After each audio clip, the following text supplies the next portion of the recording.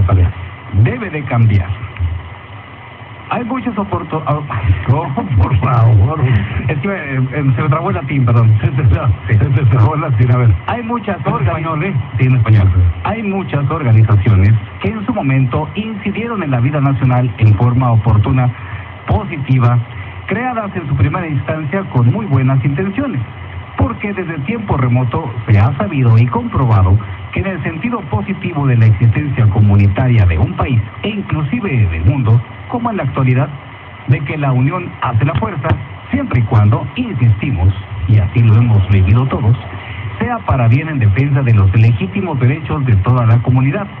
De ahí que fue o ha sido cuando se ha considerado necesario reestructurar totalmente la Declaratoria Nacional de Derechos y Obligaciones, como en el caso particular nuestro y de cada país del mundo. La redacción y aprobación de la llamada oficialmente en nuestra nación Constitución de los Estados Unidos Mexicanos, que es, en teoría, la rectora de una convivencia armónica definitiva entre todos los habitantes del país, inclusive temporal para quienes conviven y hacen negocios en nuestro territorio.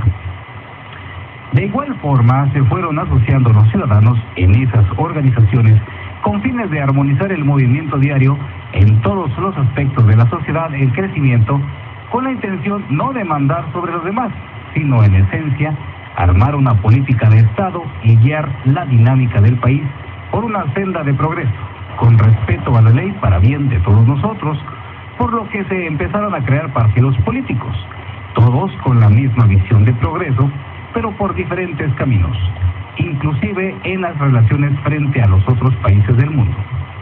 De ahí que por sectores de actividades laborales, todos los hombres del país y las muy pocas mujeres, obreras principalmente en aquellos talleres, se aglutinaron en sindicatos para defender sus derechos laborales, que aunque pichicateados por el poder empresarial, inclusive gubernamental, fueron logrando lo que en el argot sindical les dio por llamar conquistas laborales. En los últimos 2000 años de la llamada era cristiana, aunque no sé si llamarle 2013, ya que nos hemos quedado estacionados en los emblemáticos 2000 años llamados después de Cristo, pero no importa, porque al fin que si 20 años no es nada, pues menos 13.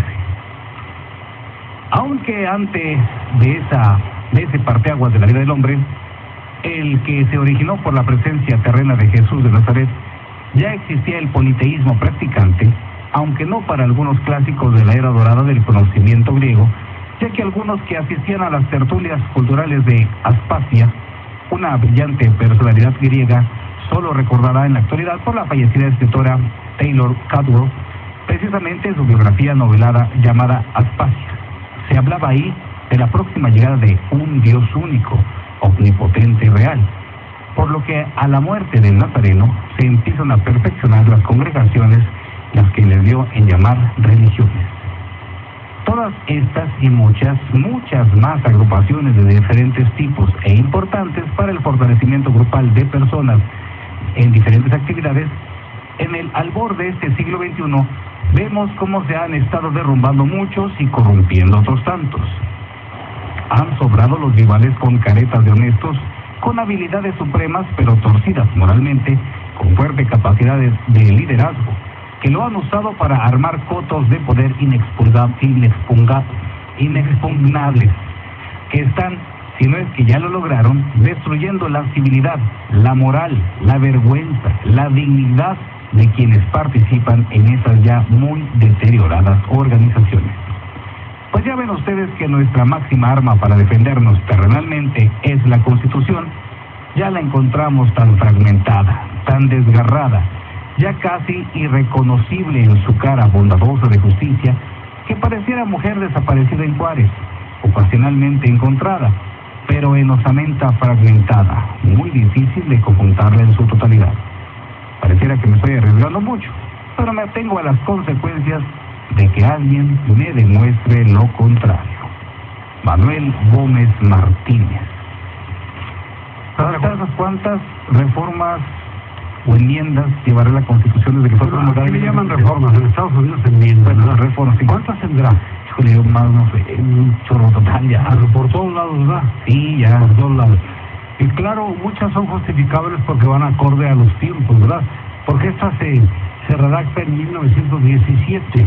Yo recuerdo cómo en actos protocolarios importantes del gobierno federal presentaban, por ejemplo, 4 de aquellos